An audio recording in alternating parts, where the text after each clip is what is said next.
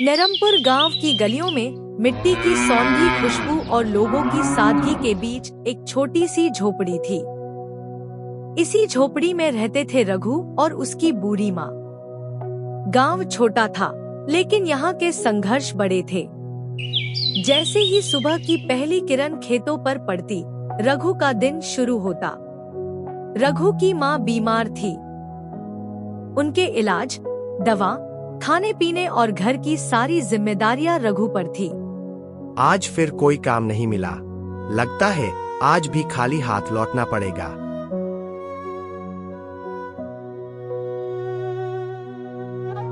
बेटा, निराश मत हो।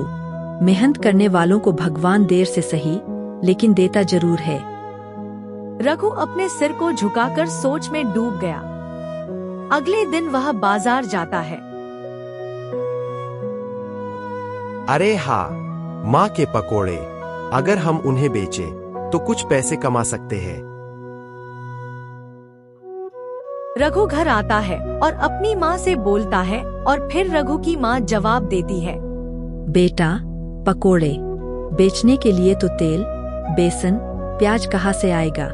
माँ, हमारे पास जो बचा हुआ चावल है उसे बेच देंगे। बस एक बार कोशिश करते हैं। आप देखिए, हम संभाल लेंगे।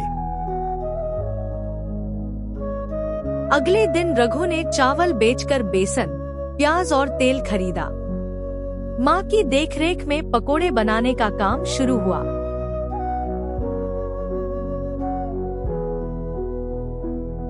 पहले ग्राहक ने पकोड़े खाए और उसकी आंखों में चमक आ गई। वाह, ये पकोड़े तो लाजवाब है।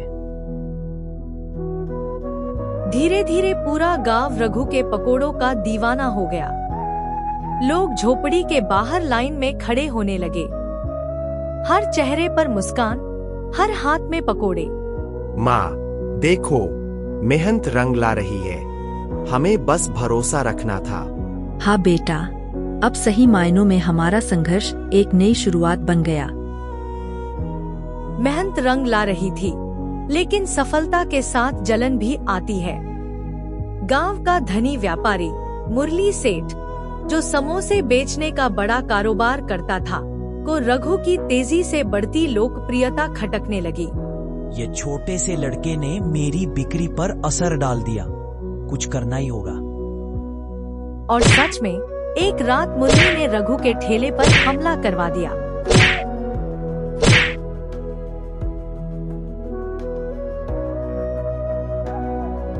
पर हार नहीं मानूंगा।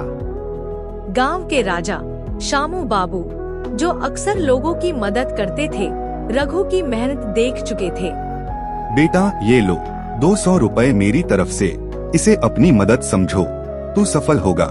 बाबूजी, यह मदद मैं ब्याज सहित लौटाऊंगा, पर जो हिम्मत आपने दी वो हमेशा याद रहेगी। रघु ने अपने दम पर ठेला मजबूत किया। अब वह दिन में 300 रुपए तक कमा लेता था। वह लगातार मेहनत कर रहा था और उसकी लोकप्रियता गांव में फैल गई। धीरे धीरे रघु गांव के बच्चों और लोगों के लिए प्रेरणा बन गया। लोग कहते थे, अगर यह लड़का अपने छोटे से प्रयास से इतनी सफलता पा सकता है, तो हम क्यों नहीं? संघर्ष चाहे कितना भी बड़ा हो, अगर हिम्मत हो और मेहनत सच्ची हो, तो सफलता जरूर मिलती है। रघु की कहानी अब केवल पकोड़ों तक सीमित नहीं रही। यह पूरे गांव के लिए सीख बन गई। कभी हार मत मानो, संघर्ष ही तुम्हारी ताकत है। मुरली अब चुप था, लेकिन उसकी नजर रघु पर हमेशा टिकी रहती थी। उसने शहर के रेस्टोरेंट मालिक विक्रम गुप्ता से मिलकर योजना बनाई। भैया, मैं शहर से आया हूँ। आपके पकोड़े लाजवाब हैं। आइए, आपके नाम से शहर में दुकान खोलते हैं। साझेदारी करेंगे। माँ, क्या मैं ये करूँ? बेटा, बड़ा सपना देखने में बुराई नहीं, लेकिन बिना सोचे चलना ठीक नहीं। नहीं, मैं अपने दम पर करूँगा। आपने मुझे काबिल समझा। बहुत बहुत धन्यवाद। अगले ही हफ्ते गांव के बाजार में विक्रम की दुकान खुली। मुफ्त पकोड़े और चमकदमक ने लोगों का ध्यान खींचा। धीरे धीरे रघु के ग्राहक कम होने लगे। बेटा, हार मत मान। तू लोगों के दिल में है, दुकान में नहीं। रघु ने हार नहीं मानी। वह गांव के हर घर गया, लोगों को पकोड़े दिए और उनके साथ अपनी मेहनत और कहानी साझा की। लोग समझ गए कि रघु की सादगी और ईमानदारी ही उसकी पहचान थी। चमकदमक और मुफ्त ऑफर की दुकानें भले बड़ी हों, लेकिन गांव वालों का प्यार केवल रघु के साथ था। असली सफलता लोगों के दिल में बसने में है, दुकान में नहीं। यही रघु की सच्चाई और हिम्मत थी, जिसने उसे हर चुनौती में खड़ा रखा। विक्रम ने रात में रघु के तेल में मिलावट करवाई। कई लोग बीमार हो गए। रघु टूट गया, लेकिन उसने हार नहीं मानी। बेटा, सच्चाई कभी छुप नहीं सकती। तू सच्चा है। रघु ने नए सिरे से शुरुआत की। उसकी दुकान फिर से खुली। पूरे गांव के लोग सच्चाई और मेहनत की मिसाल देख पकोड़े खाने आए।